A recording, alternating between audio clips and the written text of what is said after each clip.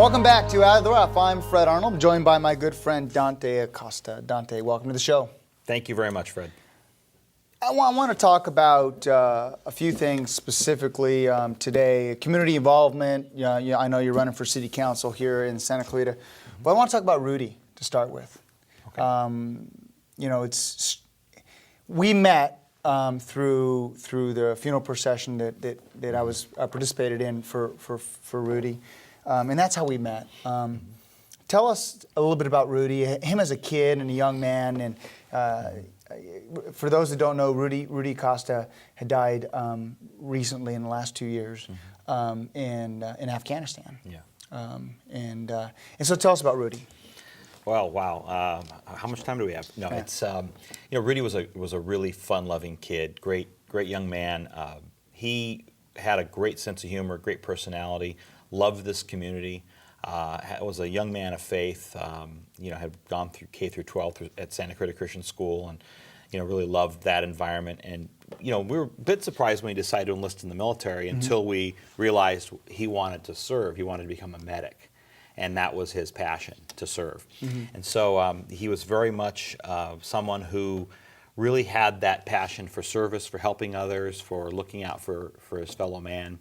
There's stories when he was in junior high and one of his buddies would get picked on or something or teased about whatever how junior high school kids can be, and he'd stick up for that kid and say, no, this is the way it is. It's my friend, and I'm standing by him, and you go play over there or whatever whatever it is. So. Well, I tell you, I was at all of his services. Yeah. And the wonderfully nice things that were said about him. Even the, being sent to the principal's office one time, and the principal going, "Okay, come on," and he's got that smile on his face, and that's the kind of young man he was. And just before his death, I had met with one of his friends, Chris, and Chris was telling. Now, Chris got shot at the same time that Rudy was killed. And they were having an exchange, and Rudy says, "Hey, here's a tourniquet, right?" And threw it at Chris, and said, "Hey, you might need this for your neck, And when Chris got shot, he used that tourniquet to help save his life. Apparently, that was the only tourniquet he could reach. Chris was stressing out a little bit by not having a tourniquet, and was going to go back to his unit and to get it, and it was a long way. And Rudy said, "No, I got plenty. Here you go. Here's the tourniquet.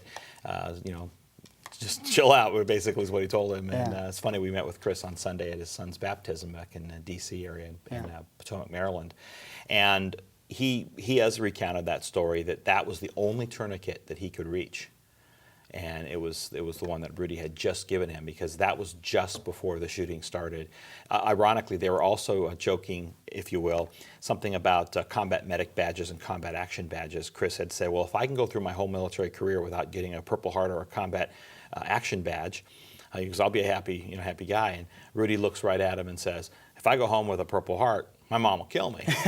And that was his sense of humor, keeping things light and always trying to be the light of the room that he was in terms of making people feel good. Let me ask you something, because people sometimes meet you and they don't know how to approach the situation, losing your son. Yeah. When people ask about your son, does it bring joy or pain? How's the reaction for you and Carolyn?